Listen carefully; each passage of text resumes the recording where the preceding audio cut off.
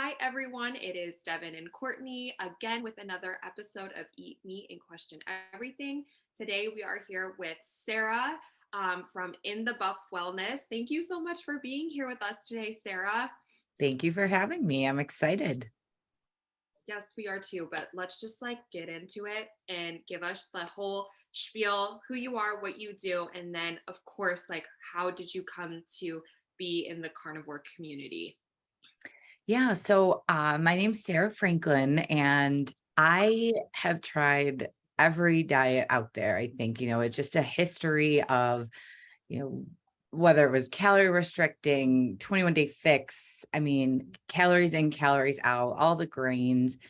And I've had a lot of health issues. Like I was never like for as hard as I worked, I was always like, why am I still sick? Why is my blood pressure high? Why, I didn't understand. The doctors didn't know. And it really kind of sent me down this path of just digging in and researching more. Like what I've lost all this weight on Weight Watchers. That was kind of my, I guess, turning point was I just lost all this weight. Everything should be great. And my blood pressure was through the roof. And my doctors are like, well, let's check your kidneys and let's check this. And oh, well, nothing's wrong. Well, I think something's wrong. And my hair is falling out. Like something's wrong. You have to dig deeper. Like help me, fix me, right? You're just at that point where you don't know what to do because you're hoping that doctor is gonna find a solution. And that's when I really started digging into my own research, and I found the ketogenic diet. And there's a lot of versions of that out there too. Like just because you say something's keto means nothing anymore. You can slap a keto label on it, and I don't even know how to that works, but ketosis is different than a keto diet. And I've done a lot of things, good and bad. I've always been learning, and I knew, okay, low carb was helping me lose some weight, and my blood pressure came down, my hair was coming back, but I still was restricting calories. And I think just everyone out there understands like the yo-yo diet, right? Like you eat and then you lose, and then you eat more because you're starving, and then you're losing again. And this up and down, especially with health problems, it's just terrible. And losing hair and having blood pressure, ovarian cysts. I mean, I had a lot of issues, the extreme hair loss. So after I really found keto helping a lot of that, I still had some issues, but I had thought of World Carnivore Month was in January of, I think, 2019. And I felt amazing. I'm like, Sean Baker had, just, hey, try it out. And like, this is kind of crazy. I do eat a lot of meat already and I like it. And that's when I'm like, oh my God, I feel so much better. Right. And it really, digestive wise, because I've had GI issues in the past. So really just felt so much better. But I think that there's some people out there in the space that still push its calories, and it's all about calories, and the leaner, the better, right? If you have fat on your body to burn, then don't eat fat, and you're still afraid of fat. So there's this mentality, and I had done more damage to myself when I thought I was doing better. So I've even found versions of carnivore that are not ideal for most. And finally, through just more trial and error, unfortunately, and other people in the space, I found like Judy Cho, Nutrition with Judy. And everything she was talking about was like, this is me. This is what I need. I need help. I understand it's about the individual, and nutritional therapy practitioner is what her certification is in. And that's where I'm like, I need to do this because I want to help other people not have to go through things the hard way. I think I've always went through everything the hard way. And yeah, I learned a lot about my body, and I'm grateful now, but it sucks going through it. So if I can help people, and the entire premise of nutritional therapy is it's bio individual. So I am in a different place than somebody else. If somebody is, very obese and has a lot of, history of overeating, they're going to need a different plan and different approach than somebody that's been under eating their entire life and nutrient deprived. So it's taking into account the body as a whole. And if you have one problem, it's a cascade. So some people might be like, well, I have acne. Okay, well, what's the root cause of that acne? Is it your gut? Is it stress? Like, let's get to this. So there's a lot more that goes into it. We look at blood sugar and digestion. Diet is a huge part, of course. Hydration, mineral balance, and like sleep and stress, movement. I mean, if you're overdoing it in the gym and or not doing anything at all and sitting around all day, I mean, these are all things that can be stresses to our body. So this program has been amazing and I'm almost done. I have my final exams this week. So it's a little bit crazy, but I have that and a presentation, and then I will be taking on clients. I've already been working with some clients just because I'm like, all right, people are like, I need help now, and I'm okay that you're a student. So I give that disclaimer, but I'm almost ready to be taking clients on. So I'm really excited to complete this program, and I love carnivore for all of the reasons that we don't need plants. If you want plants, that's one thing, but the best food and best nutrient dense foods out there are animal products. And Yes. I know you guys agree. Yes. I have like so many questions. Okay, first, I just want to clarify. So you went to like, what exactly did you go to school for? Is it the NPT? Like, is that Yeah, so I already have a full-time career. I'm in medical sales, and this was in addition, like I need to do more because the medical community is just not enough. Like they are not trained in nutrition, and even registered dietitians have to follow the food guidelines, and those are outdated, terrible, and one size fits all, and the amount of protein that they recommend is atrocious. So the actual certification is nutritional therapy practitioner, NTP, and the school is the Nutritional Therapy Association. So that's the okay? two. Now, another question on that, because I'm just getting super interested in like to the educational side of this. So I know what, like you said, when you go to like be a dietitian, they're teaching you like a standard American diet. So you're not being taught that there, then, correct?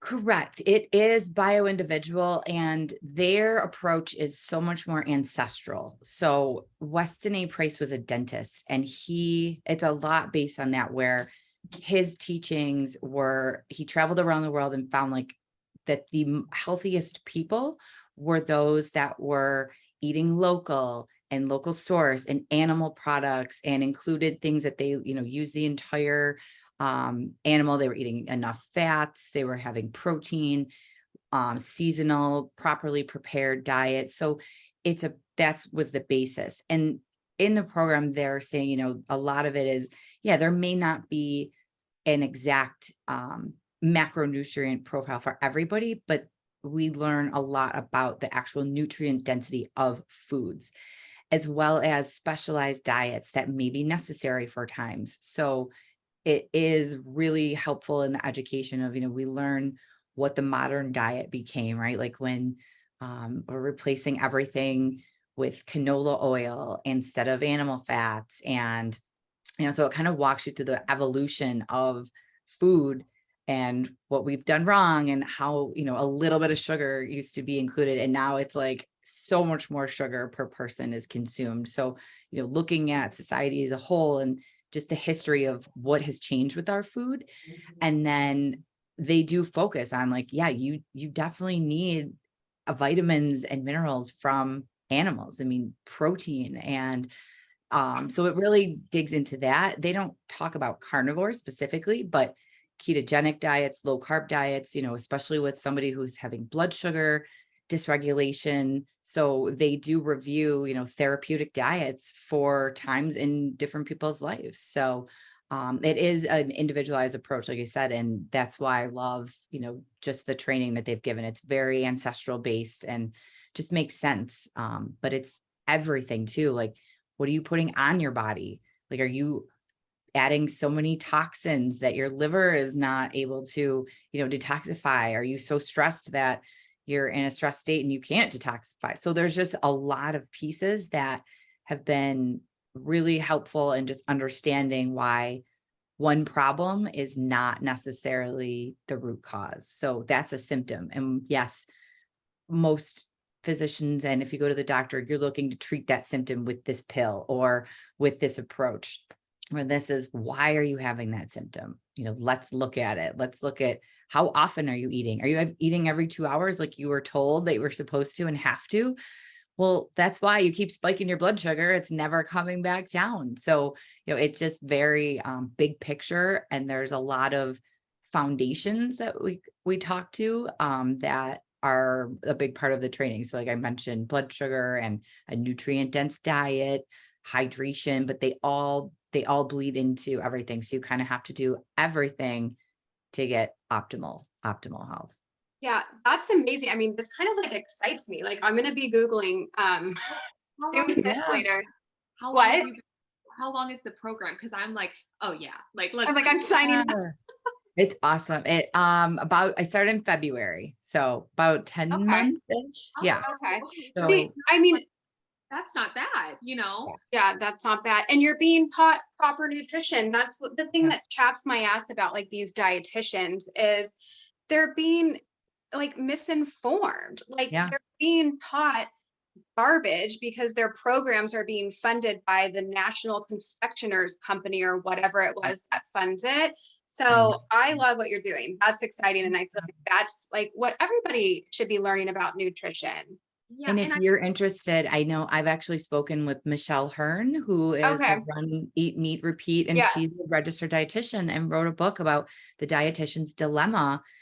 And I actually reached out to her and I'm like, I would love to talk to you of just your training and approach because I don't want to bash dietitians, right? Like that's not my goal. I want everyone to have the best advice out there. But she's like, oh no, this is what we're told and this is what we're funded by and this is the training. And she's, so I wanted to understand more so that I could give a good comparison when somebody asks me, well, why should I work with you versus a registered dietitian? I want to know the difference of training, the approach, and like you said, who's funding that? Yeah. And that's where I got that info from her. I love her Yep. account. She's great. Yep. yeah, She was awesome. Yeah. you were one of the people that I first talked to. I've always been very conscious of what I put on my skin. But when we were chatting at first, you're like, oh well, I use beef, tallow on my face. And I was like, huh, Yeah. I never thought of doing that. So I actually have just slowly eliminated, like one by one, kind of just getting things up. Awesome. I was using essential oils on my face, which we'll not get into that because that's like a different that you could talk about that for hours. Right. I got all those products and now I'm only using animal based skin products with like nothing else. It's a very like animal ghee type beef tallow and ghee. So you are Yeah. like I was struggling with acne. I told you and I chatted about this. I had some cystic acne. I've been dairy free for a week and I don't have any new pimples. So you're the first person. I don't think that that's like an aspect of carnivore that a lot of people talk about is like, yeah, you have to be conscientious of what you're putting on your body as well. So yeah, In that's and on. Yeah. yeah, for sure. Mhm. But I do, Courtney and I were chatting about this the other day. There was a very famous nutritionist. I had sent her a picture of this last night. She had done a video on Subway bread and Subway eating, and someone from Ireland commented and was like, oh, like they actually aren't allowed to sell that or market it as bread that they sell at Subway because of like how awful it is, and Yeah. she was like, well, it's just because there's too much sugar in it that they can't categorize it as bread. And I'm just like, how is that not problematic? But Like, she also she said like, but it's not that big of a deal. Or she said something where it was like, it's doesn't. not that big of a deal as she's shoving this Subway. And that's fine. I'm not going to food shame anyone. That's Mhm. fine if you want to eat it. But for me, and I'm sure you too as well, I like am alarmed when I'm like, oh, wow, well, like this is like illegal in other countries and we're allowing it. So to Yes. hear that it's ancestral based and that's where your knowledge comes from is, I think, that's like the Yeah. key right there. And we get a lot into the exactly that, like what even in other countries are allowed. Like if you look at ketchup in the US versus ketchup in the UK, they don't have as many chemicals. Like there's not as much regulation in the US around what you can and can put in and what's a safe amount and, just all of that. And same thing, I'm not out to food shame anybody.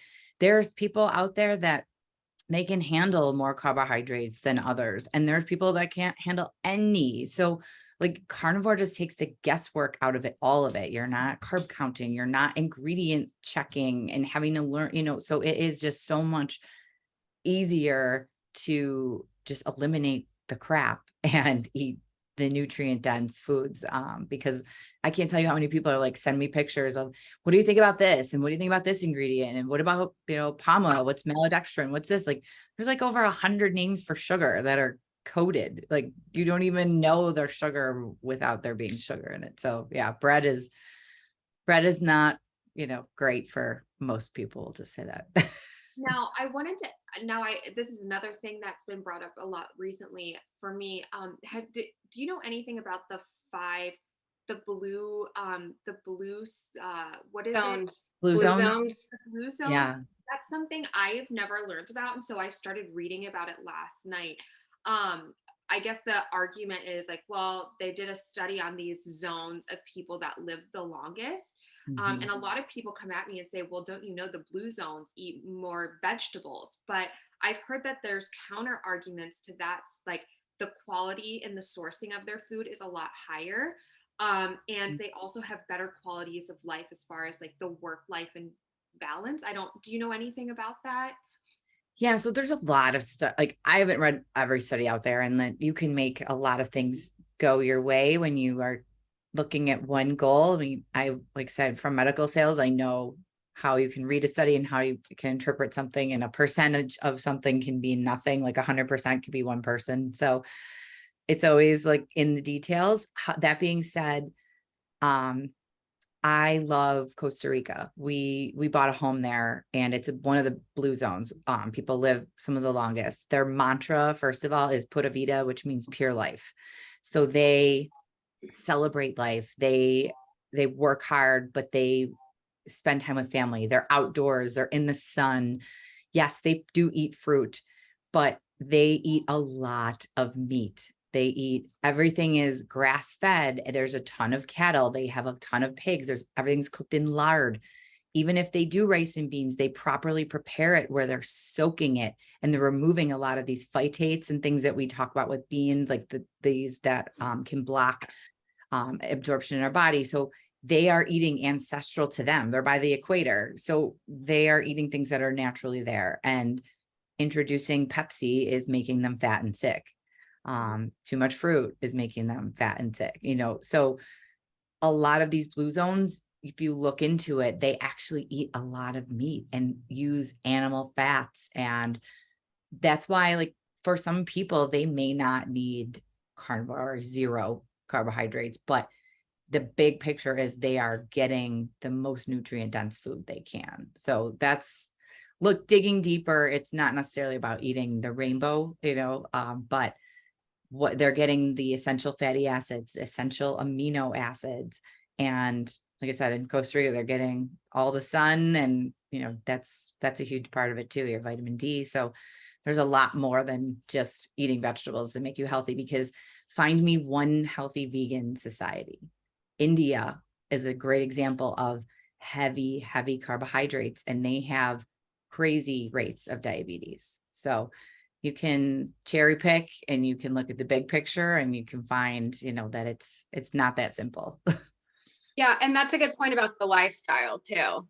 Especially when you're living in somewhere like that, where you're out at the beach or you're out in the jungle or whatever, the sun, and like just like good vibes and stuff. It's definitely different than the shenanigans that are here. Yeah, and local grass-fed beef is everywhere. Like you can walk in the grocery store and that's what you get, because they're not importing it. You saw that cow down the street. Like there was a cow walking down the street. So you're, it's funny, but yeah, everything is local and made in the sun like it should be. Yeah, I see that a lot too. It gets brought up and I'm like, I don't even address it because I don't know how to answer it. But yeah, that's a good point to just look at the bigger picture. And yeah, they might be having vegetables, but what else are they Right. having? Yeah, it's more about that. And like I said, that I would ask the question back, please show me a healthy vegan culture. Could be Okay. Is there an any? easy way. Is What's there that? is there any, Sarah, that that you've studied, known of? Okay. Because No. yeah, it's Yeah. very hard to argue with. I mean, I think the number one thing that I get fired up about is everyone argues this is science. You're arguing against science. The data shows that meat consumption leads to high blood pressure, cholesterol, all the things, artery clogging, heart Yeah. attack, all the things. But I have a really hard time. It, People don't understand that those are not applicable to people who are strict meat eaters. Those people Mhm. are eating them along with the processed carbohydrates. Right. They might be in a calorie deficit trying to lose weight and having these issues with red meat, still specifically red meat, because the data is not specifically to those who are eating a whole carnivore diet, not in conjunction with Mhm. rice, beans, all of the crap that we are exposed to, the seed oils. Yeah. So it's very conflicting because people um, don't like to think that a peer reviewed study might have not been done to perfection, because Yeah. peer reviewed scholarly studies are perfection in the realm of science. Yeah. And I love that you say, eat meat, question everything, because you do have to question everything. Epidemiology is a study where it's literally asking people like, how many, I love Dr. Barry's, I think, analogy is like, how many cups of ribs have you eaten this year? I have no idea. You're going to put something in there, and it's a lot of big questions like that where there's not great nutrition studies really, because it's so hard to account for variables. Like, are they smoking? Are they drinking alcohol? Are they doing drugs? Like, there's so many other pieces. Even And if it's really not hard. getting like enough sunlight, sorry to cut you off, Oh but yeah. even like just like not going outside, Yes. or living in the city versus living in the country, like what toxins in the environment and pollution are you like exposed to? Yeah. And, everybody always points to like the cholesterol and, oh, there's saturated fat. And that's, one of these things that it's so hard for people to unlearn. And it's like, yes, your cholesterol might be higher on a carnivore diet. It probably is. And that's a good thing. But has it gone bad? Like, that's the other side of it. Like, just because you have a fire at a house and there's firemen there, it doesn't mean they started the fire, right? So it's little things like that that you can't just assume like this is the root cause and this is the problem. And getting back to, like, said some of the vegan and vegetarian societies or just diets, where are you getting these essential vitamins and nutrients? Like, there's no B12 there. If any diet that's a proper diet does not require supplementation. Like, yes, there's a time, like, I definitely recommend supplements for people when they need to get to a new place. If you don't have the raw materials, yes, a supplement is just that. It can really help in the short term. It's not for life, but if you have to, supplement for vegan diet and B12, D, K2, like all of these essential amino acids that you're not getting from plants, you need from meat. That is not a natural ancestral diet. Like, how did we evolve if we only ate vegetables? It's just crazy to me. But their brains aren't working as well, maybe because they're nutrient deprived. So unfortunately, it's hard to unlearn what you think you know. And that is a step where it's hard to, like, with family. They see me, like, I'm staying with family now, and they all made breakfast and made all, toast and whatever. And they're all like, well, Sarah's not going to eat that. And it's like, yeah, I don't need it. I'm fine. I got my steak and I'll have some of that and I'll be happy. Steak and eggs sounds good to me, but not here to judge. It's the silence. Yeah, right. Yeah, I think a lot of people don't think about that in a medical sense too. If you are truly thriving and your body is thriving, you're not going to have a thyroid issue. You're not going to have any you're not going to need blood pressure medication. There is a cause to that.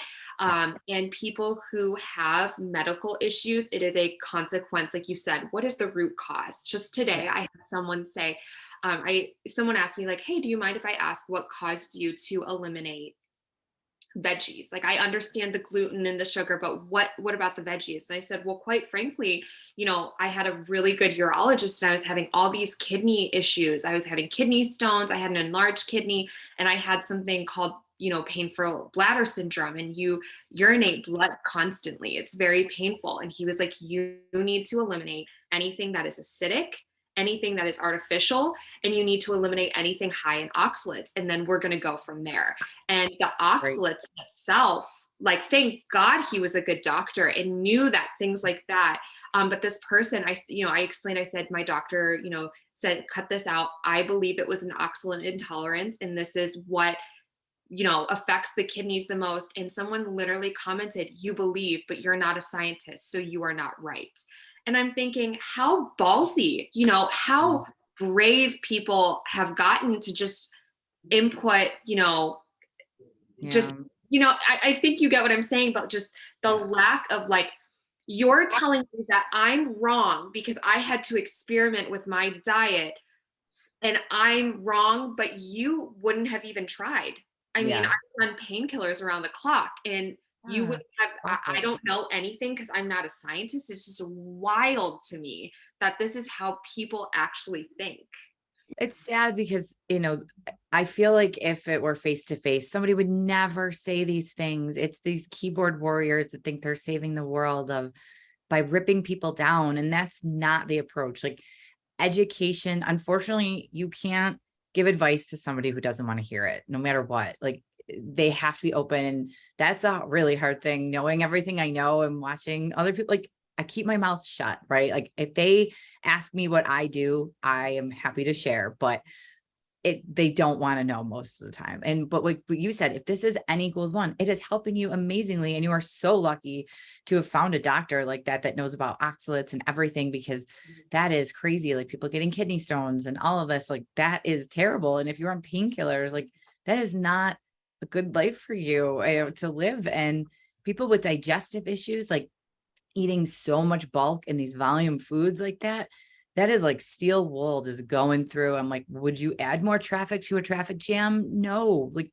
take out take out the stuff that's going to go through you the same way, look the same way as it, when it started, as when it comes out. Like, you're not digesting the fiber. You don't need it to go to the bathroom. Like, that is something that when people have, like, especially digestive issues, that cut the cauliflower, like from keto, I think I would eat like this much cauliflower, right? Like, everything was made of cauliflower. And I will never eat cauliflower again. I think I've overdone it, when I did that. Even if I was like, oh, I'm, on vacation, I'm going to have maybe an avocado in Costa Rica or something, I would be like, yeah, that looks really nice. But I will never eat cauliflower ever again, because, like, just those volume foods like that is just so wrong and it's awful. So no, I'm really glad you found somebody that understands that removing things can be such a big deal and really make an impact and that's the other thing, without pills and all of this cost. Like, you can do your own elimination and figure things out, and it's going to be cheaper than going the common medical route. But you have to be willing to do it as well. Yeah, that is, and that reminds me, Devin, it is shocking that you had a doctor that said that to you, because I had an ex years ago. In the 3 years that we were together, he probably had at least like 30 kidney stones, like throughout those Mhm. years, always at the hospital. And I was with him at the emergency room quite often.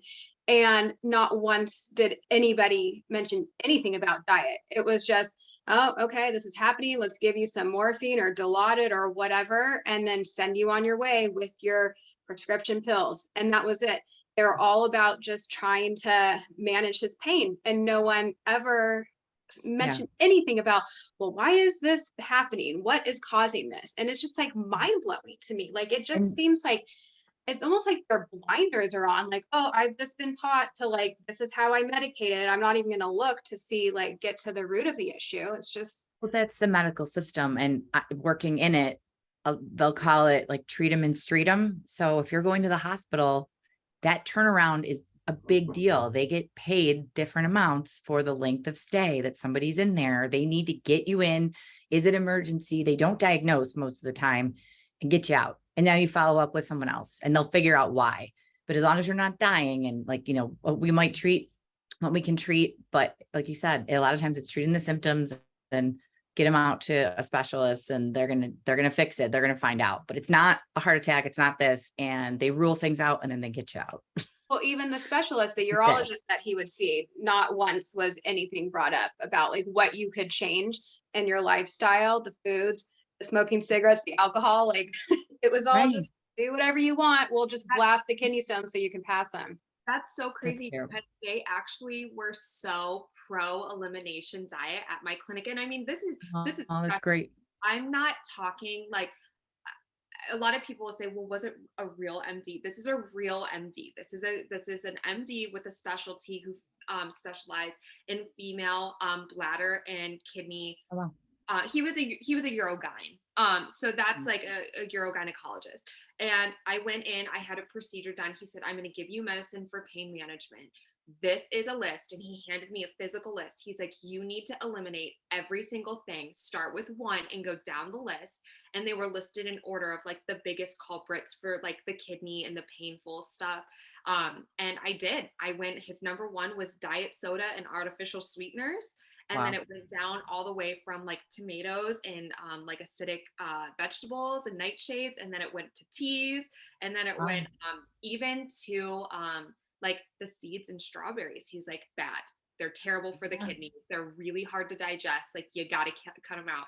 And eventually I got to a point where I was like, all right, I've eliminated all this stuff and I'm basically only eating meat and I'm not in pain anymore. And I looked at my husband and I was like, F it, we're going carnivore. Like, and That's amazing. if I had to cut alcohol out though, because it really does, once I've gotten so healed, I realized it triggered, but they said alcohol on that list, like do not drink your glass of wine with dinner. So I'm very lucky. And I think it might be because I was in a really affluent area too. Mm-hmm. But it blows my mind that people are like, you can't cure interstitial cystitis or kidney stones with diet. And I'm like, really? Because that's the first thing my urologist told me to do. So That's what a amazing. wild world we live in. Like where I'm so lucky. I can't believe I found him. You know what I mean? Because I wouldn't Yeah. be here talking about this stuff Yeah. if it weren't for him.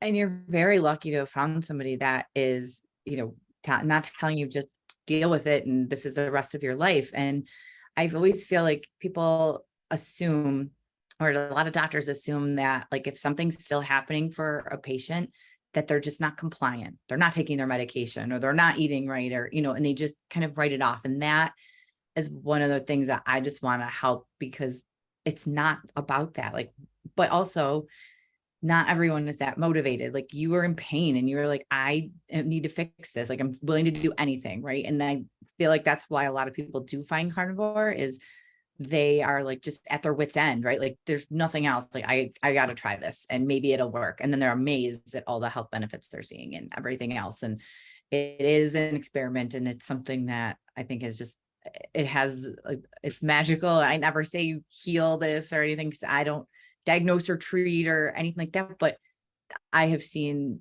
so much in my body change. Like you mentioned, you know, just other problems. Like I remember going in one time, like all of a sudden I had terrible cramps and like, what is going on? Something, it was really, really scary. And I thought at the time that I had an IUD and I thought something happened and it moved and I was freaking out. And they sent me home and they're like, nope, it's there. You're fine. Go home. I'm like, I just had like bend over terribly, like stabbing cramps. Like, is it like, it's not my appendix? Like, what is going on?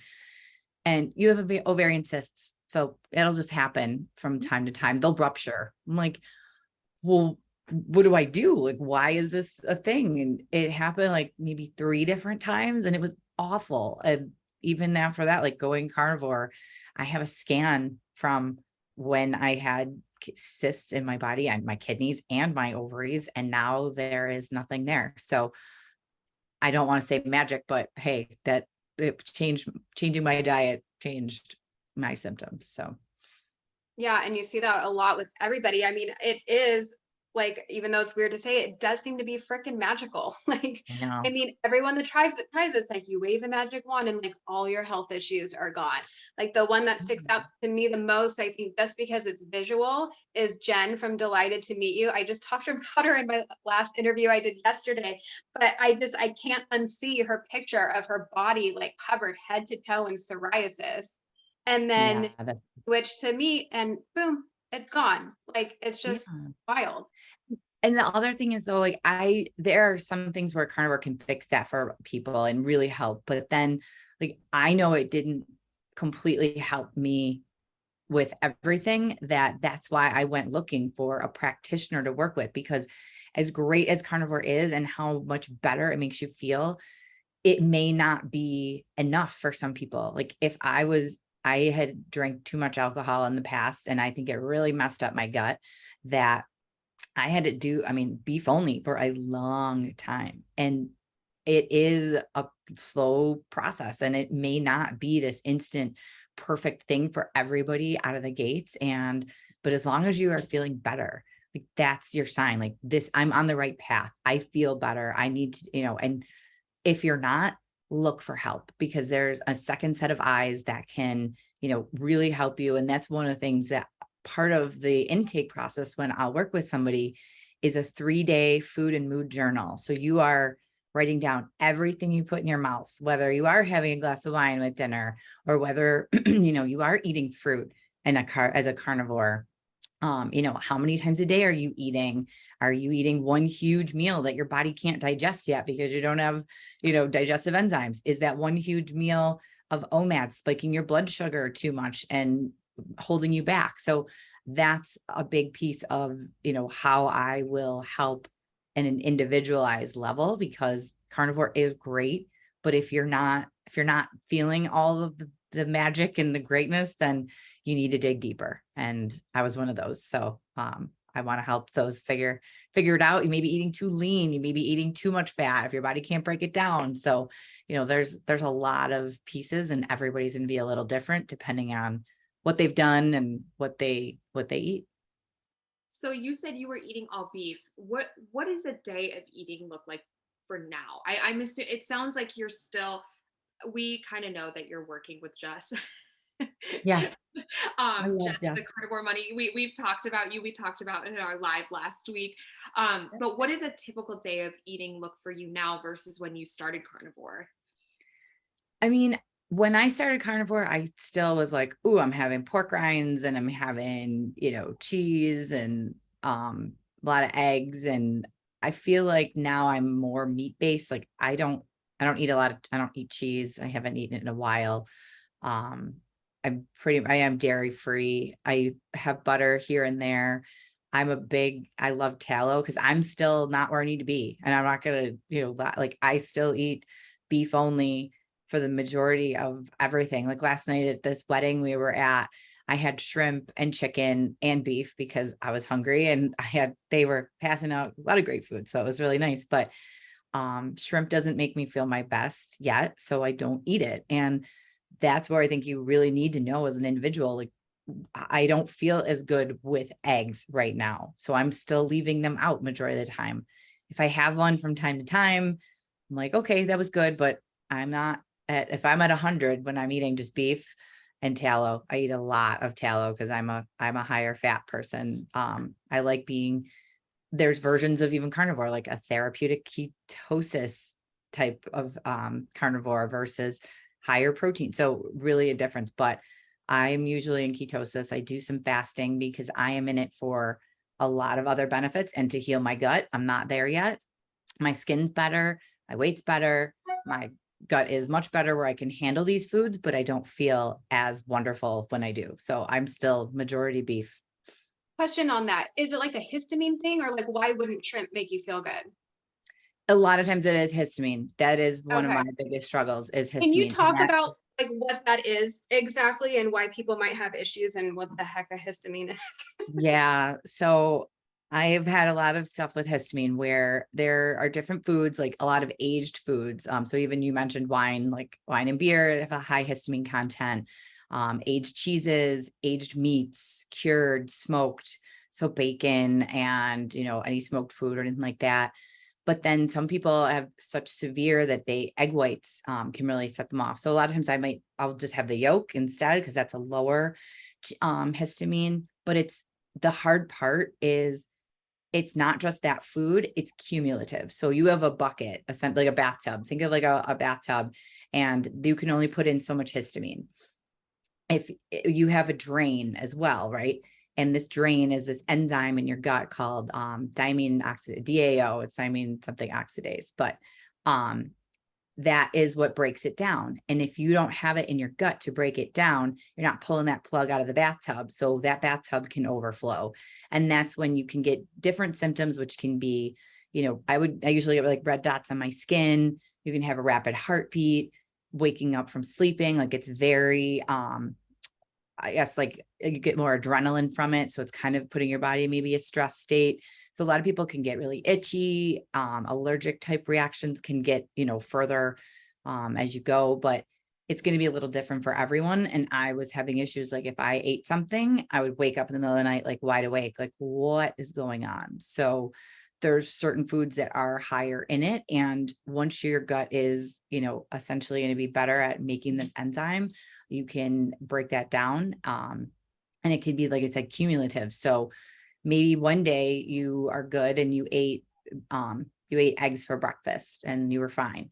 And then the next day you had more eggs and some shrimp and now you're not fine. Or, you had eggs 3 days in a row and now you're not fine. So this bucket, this tub can get full as well, that maybe one small amount of it does nothing. But if you're having it 3 days in a row, now it's going to mess with you. So it's a pain.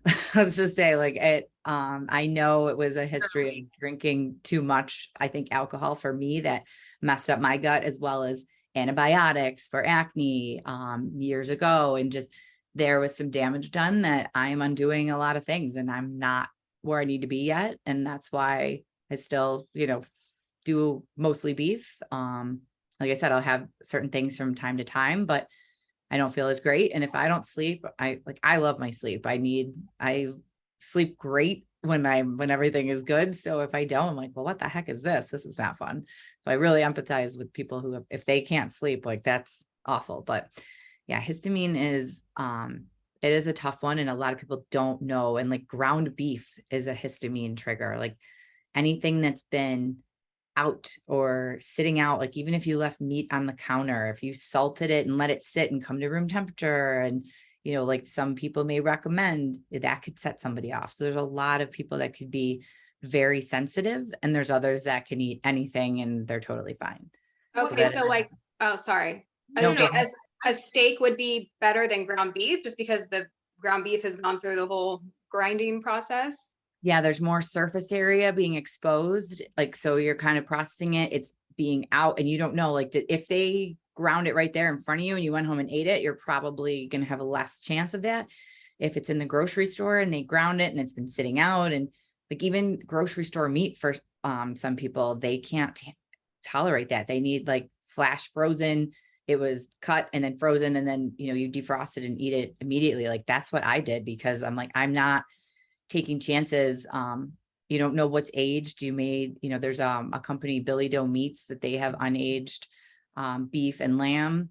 There's a couple other out there too, but it's a struggle. Okay, so it's something that like grows, and like if you slaughter a cow and eat it right then you're fine, but the longer it sits, like the histamines like multiply or something, or yeah, it's just as things age and cure, so the longer it sits out, it builds on the meat essentially. So it is something that some people, like if they have a grocery store steak, could really set them off. If it was sitting there for several days and then it's sat in your fridge for a couple of days, like that could mess with somebody. Or, same thing with like they said, the ground beef, or people can take things right from their freezer to eat. Like that's helpful for a lot of people, but ground meat can be high histamine. So when people are eating a ton of ground meat and they're like, I don't know what's wrong, and it can be urgent bathroom things, another symptom. So it's really hard sometimes to get to the root cause. And that's why like a food journal is really helpful, and another set of eyes to like see exactly what you're eating, what are your symptoms, and is there a connection? Fascinating. What were you going to say, Devin? And then I have another question about this. I was just gonna. Yeah. So you're eating primarily like a fresh steak, like that. Most of the time. Okay, that's. I just wanted to know like the cut of meat that you were eating, because I'm Oh, yeah. sitting here thinking like, oh God, maybe I need to reevaluate. Like, And it's not, I mean, no, and that other part of it though is not, everybody doesn't have to do that. Like if you're having problems, maybe beef only is something that you need to do, and not ground beef if that's triggering, and you can find that out playing around with it. But, for me, like ribeye is number one, and, or a strip steak or something like that are my favorites. I had tri-tip the other day, last night, but cuts, of beef like that, muscle meat are my go-tos for beef only if you're doing that. And it's for a short time while you're healing. Like it's not ideal, I don't think, forever, because you are missing some other nutrients. Like, but some people may need to do it for a reset if you are having problems. So even like 2 weeks could be something you're like, okay, let me try that and add in one thing at a time to see if am I having an issue, or is it fine? So it's really a nice way to experiment yourself. right. Okay, so I want to ask you now, we chatted a little bit in the DMs about the high fat and the lots of energy. So if it's okay with you, I want to bring this out of the DMs because a lot of people are doing like the 80-20 right now, the high fat. And when I posted this story, I posted about, sorry, I'm reading it on my phone. Okay, so I mentioned how I was having like so much energy and it got better. I mean, I still have energy, but in the first 3 days of eating this way, I was like going to bed like hours later than normal. Like it felt like a lot. And a lot of other people had the same response. I got a lot of DMs. And you said it can be your gallbladder if eating too much fat too late, or if you are only using butter, it might be a histamine issue, especially with a racing pulse. Lots to like play around on. So I don't know if there's even more to elaborate, but since a lot of people are like going through this, now it did get better for me, but I Good. am still eating a lot of butter, but it's hard for me to get like, I can't just eat tallow. I So know. any more like thoughts on that or what to Yeah. do? So I think it's great. Like butter is great, but if you can't tolerate it, it could really be throwing you off. And it could be that histamine, like wake up, response and adrenaline and your heart's racing. And I think because a lot of people do go to butter, like maybe 3 tablespoons of butter was totally fine. But now if you're having 10 or 8 or whatever, a stick, that might be setting you off. And ghee might be something to try. Or just seeing if you want to eliminate it for a short time, if you didn't have it. I mean, playing around with that, but it could be the source of the fat versus the quantity, for your body, but also your gallbladder. Like, I talk a lot about poop. Like, what are your stools like? Are they floating? Because that means you're not digesting your fats. So there's a lot of other pieces that you can kind of look and see, what else is going on. Because if your gallbladder is not breaking down those fats, you're not absorbing them. Any stress on the body can just make you not feel as great as well. So kind of like I said, playing around and, seeing maybe a different fat source, or even like, okay, I'm going to have half butter today and maybe add some ghee later, or lard. I don't know. And that's not really like something you want to like just eat like that, but cooking in it or making like a mayo. If you've ever made like a bacon mayonnaise, or like using the bacon fat with the egg yolk and blend that up, like that's delicious. Put that on a burger or something. So, or whatever you want, but making like something out of like a actual animal fat, like lard or tallow, you can maybe see if that's, going to work out better for you. And if it is maybe a histamine issue. Okay. And I do have a question then about the butter, because I see a lot of people like pushing butter. Well, Mhm. why not cream? Like for me, I mean, if butter is essentially just like you whip the hell out of some cream, then like I love just drinking cream plain.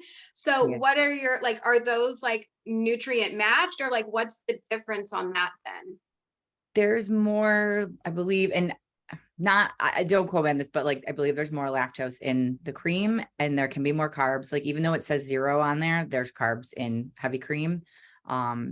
butter is just that much more of a pure fat source. So that is, better.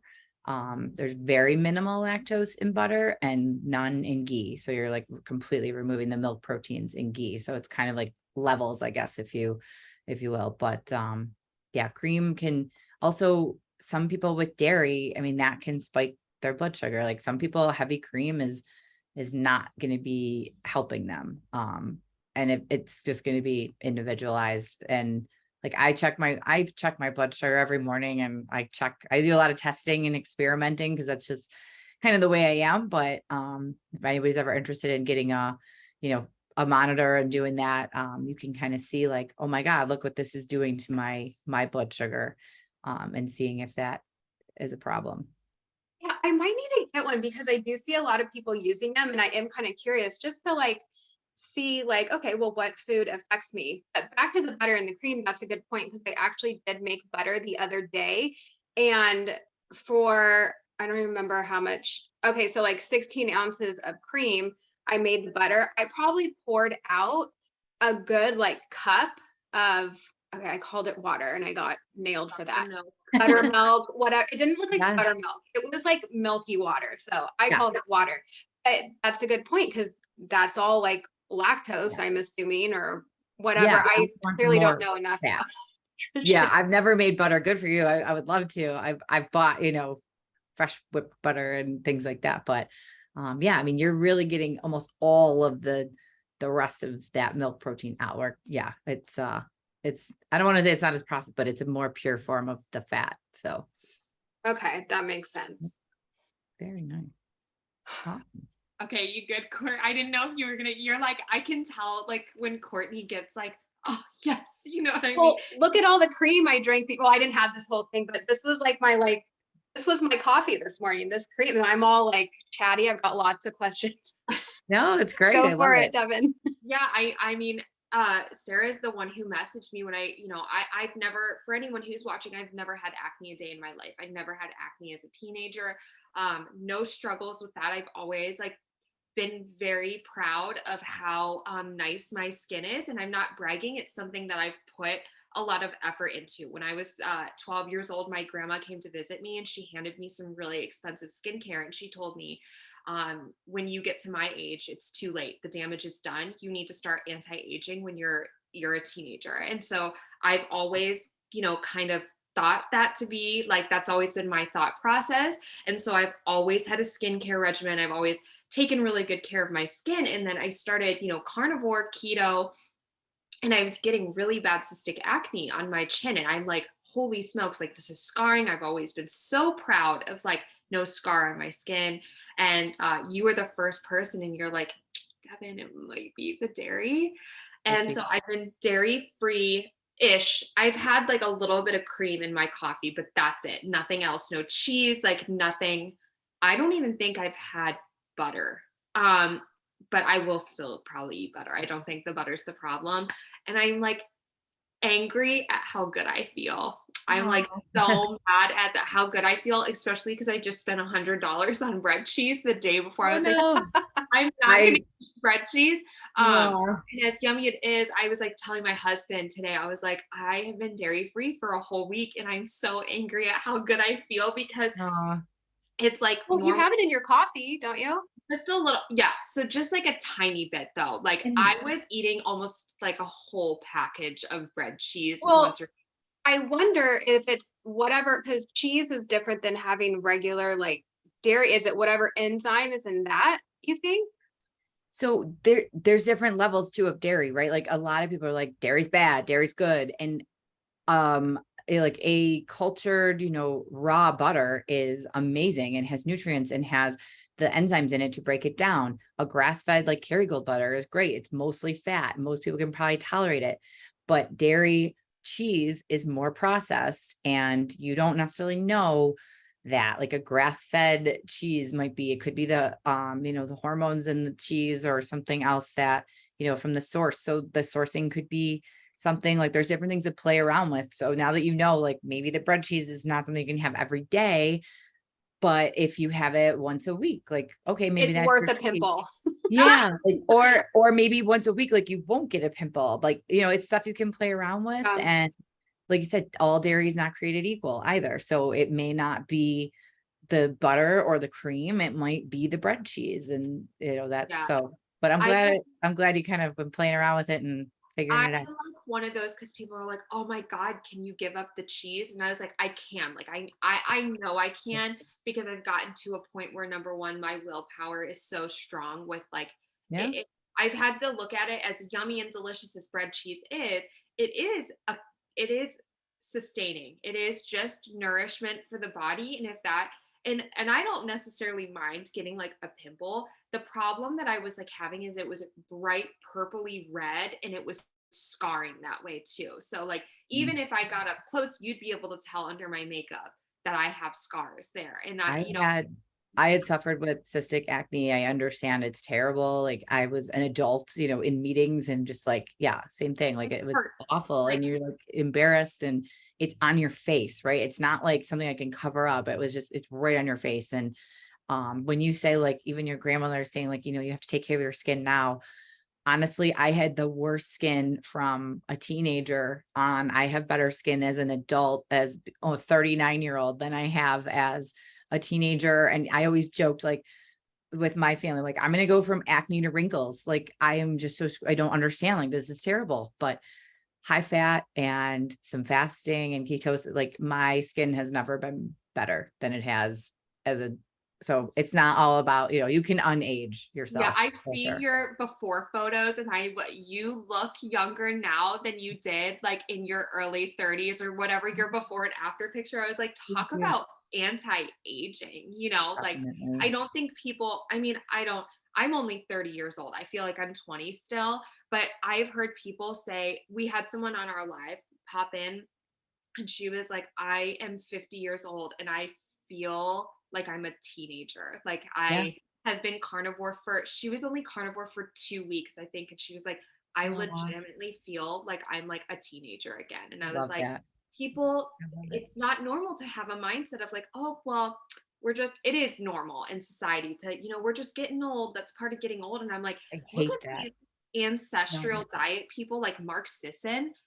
Yeah. He looks That's like a amazing. hot, like, he looks like a hot teenager. You know what I I mean? know. Like It he does. looks, I'm not a creeper, by the way. I should, No, but it's so funny. you get, If he looks good for his age, yes, he's a silver Yeah. fox. Sorry. yeah, But when you take care of yourself, like, and like, even when I was just eating so low calorie, like my skin was so dry, I would literally lather my body in coconut oil and then I ruined some of my clothes because that does not come out. But I was just so dry all the time. I would just always using lotion. Like now I have whipped tallow. Like I came out, I'm in the desert and I'm like, oh, actually I have a little dry skin. This is weird. Like I didn't bring anything because I never need it. I eat enough fat that I don't have to put it on my skin.